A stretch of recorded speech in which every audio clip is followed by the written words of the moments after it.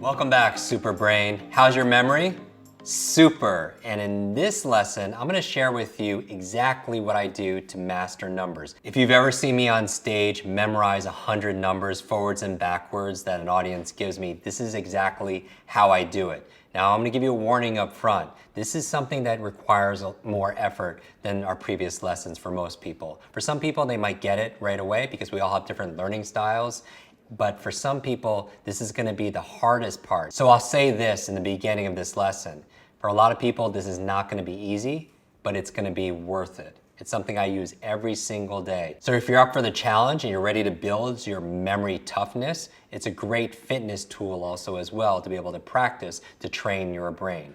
Okay, as we discussed in yesterday's lesson, numbers for a lot of people are very difficult to remember because they're abstract. So if I say something like 7491, how's that any different than 7492? It's really hard to picture. So I'm gonna show you a way to be able to memorize this, and this is actually how a lot of those people in the Guinness Book World Records memorizes like pi to the 20, 30, 40,000 digits. This is how you do it. If they could do it for that, you could certainly do it for a phone number, okay? Now again, there's gonna be more of an effort, so you need to really be present with me, stay focused with me, sit up straight or stand up straight, take a deep breath. I need all your energy to bear here because what you put into this is what you're gonna get out.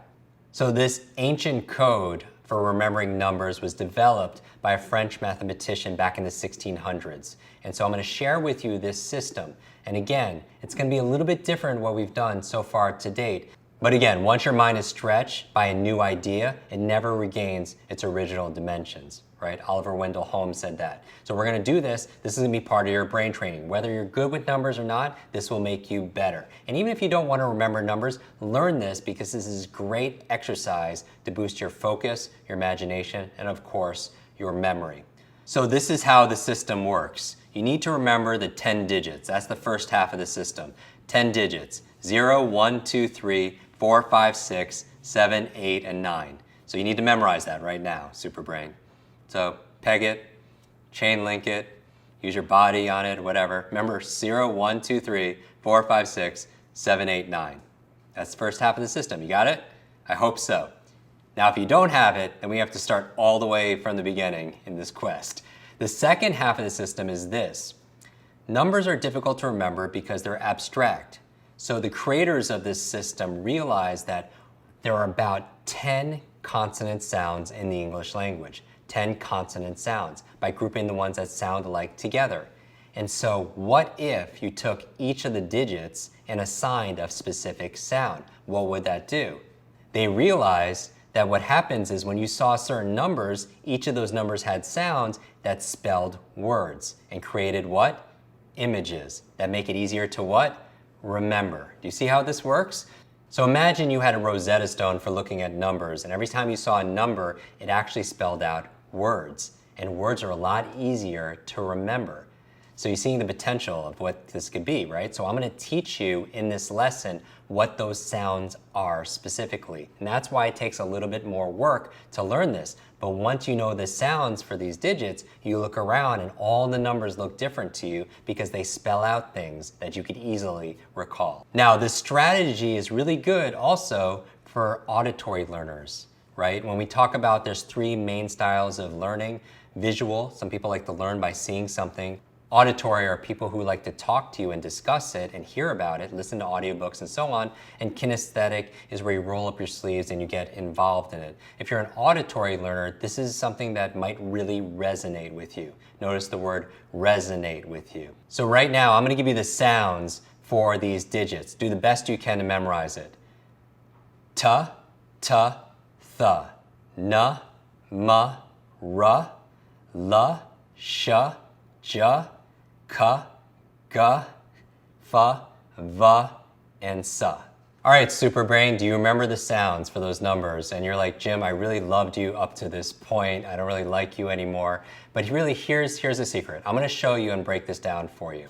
And again, there is a little bit more work here, but as your coach gets you to run another lap, gets you to push past the pain period so you can build those muscles here. Remember, when you're working out and maybe you're doing curls and you're doing 10 reps, which of the 10 do you want to do the least?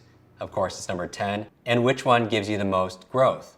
11, right? Because it's the one that you want to do the least that benefits you the most. And so this might be that for you. And so I'm going to break it down, give you the sounds and the numbers. The sounds for number 1 are t, d, and th. So I want you to, when I say it, I want you to say it along with me. It's the T sound, the D sound, and the TH sound. The T sound, the D sound, and the TH sound. You could just write that down. Number 2 is the N sound, N. So say it with me, N. It's the N sound, but I say N, N. The 3 is the M sound, M. 3 is the M sound, the M sound. 4 is the R sound. Make the R sound, R. Just put an A at the end, R. 4 is R. 5 is the L sound, L. L. And say it with me. What's 5? L. Very good. What's 5? L. 6 is the J sound, J, or the soft G, J, like gentle. Soft G is gentle as opposed to hard G like granite, right? That's a different sound. So it's the J, it's the soft G, and also it's CH and SH. Notice how they sound alike. J, J, ch, sh. Notice how your mouth moves in the same way when you're pronouncing those sounds. The 7 is the hard sounds, where 6 are the more the soft sounds, 7 are the hard. So it's the hard C, k, as opposed to a soft C like century, right? C, hard C. And if the hard C is there, then you have the K, right? K, k. And then you have the hard G, which is g, like granite, as opposed to gentle, which was 6. The 8 is the sound of the F and the V. F and the V is 8. F and V. Say it out loud. F and V. Notice how they sound alike. It's very different than the other sounds, right? F, V. And then finally 9 and 0. 9 is the P and the B sound. P, B. 9 is P and B. And the 0 is the S sound, the soft C, and the Z sound, Z. So sa, sa, za. Sa, sa, za. S, soft C, and the Z sound, za. So that's your phonetic number code. So you have this in front of you, you wrote it down. Now the key is to memorize this. Now a couple caveats. The vowels have no value in this system. A, E, I, O, U, no value. Silent letters have no value in this system. And I'll explain what this means in a moment. You're like, Jim, you're blowing my mind. It's like learning another language. It is. You are learning the language of numbers here. So I'm not saying that this is easy, but I'm telling you it's going to be worth it if you bear with me. So vowels, no value. Silent letters, no value because it's based on sound, right? And so it's the phonetic system. Phonetic number system is based on sound. So if you can't hear it, it doesn't exist. And the letters W, H, Y have no value. And then finally, double letters count once. Double letters have single value. All right, so I'll say this again. Vowels have no value. Silent letters have no value. The letters W, H, and Y have no value. And double letters, when you see two letters that are the same together, only count once, single value. And that's the entire phonetic number system. And you're like, Jim, why do I want to learn all this? How is it important to me? How am I going to use this to remember numbers? I'm going to talk more about that, but the focus right now is just memorizing this code. Because once you know this code, you'll never see numbers the same way. They'll have a life to them. They'll be so unforgettable. Because I'm your super brain coach, your memory coach, if you will, I'm not going to leave you hanging on this. Let's use and employ one of the memory tools that we learned in this quest to learn this faster. And the tool is basic association. Remember basic association? Logical associations between two things to help make things memorable. Let's make some basic associations together. So for example, the number 1 is the sounds of T, D, and TH. A basic association would be, look at the T, what is it made out of? It's made out of two ones, right? Look at the TH. The T and the H are just made up of a number of ones, all these ones. That's a basic association. Look at the D. The D is like a 1 with a belly, or it's a smiley face, right? And that's the D. T, D, and th. Basic association, there you go. So how about number 2? Number 2, the sound is what? It's N. So what would a basic association be to help remind you that the N is the number 2? What could you picture? It kind of looks like a lowercase n, right? Also notice when you're making a lowercase n, it has 2 downstrokes. So 2 is the number n. Number 3, what would a basic association be to remind you that M is a sound for 3? What could you imagine? Or what do you see? What's a basic association? A 3 on its side looks like the letter what? Looks like the letter M. Really easy. What's another basic association? An M has 3 downstrokes, 1, 2, 3. You have to make 3 downstrokes in order to draw it. What else? 3M. Have you heard of the 3M Corporation? What are they famous for? Like Post-it notes? 3 is M. Very good. We're going through this a lot quicker, right? That's basic association. Number 4. What's a basic association to remind you 4 is the letter R? 4 is the letter R. What can you imagine? For me, I just spell it out, F-O-U-R, and I just make the R really big in my mind. You know what some people could do? The R actually looks like someone playing golf. If you look at the R, it has the head on top and has the golf club there, and when you hit the ball, and when the ball goes towards people and can injure them, what do you yell out? 4. And that will remind you that 4 is R. Very good. So let's go to number 5. We're halfway there. 5 is the letter L. 5 is L. How can you remember that? Simple. 1, 2, 3, 4, 5. Notice what letter that shows, what letter you see. Do you see that? Use your left hand. 1, 2, 3, 4, 5. 5 fingers makes the letter what? L. All right, Super Brain, we're halfway through. We've done 1 through 5 really quickly. What was 1? 1 was what? T, D, th.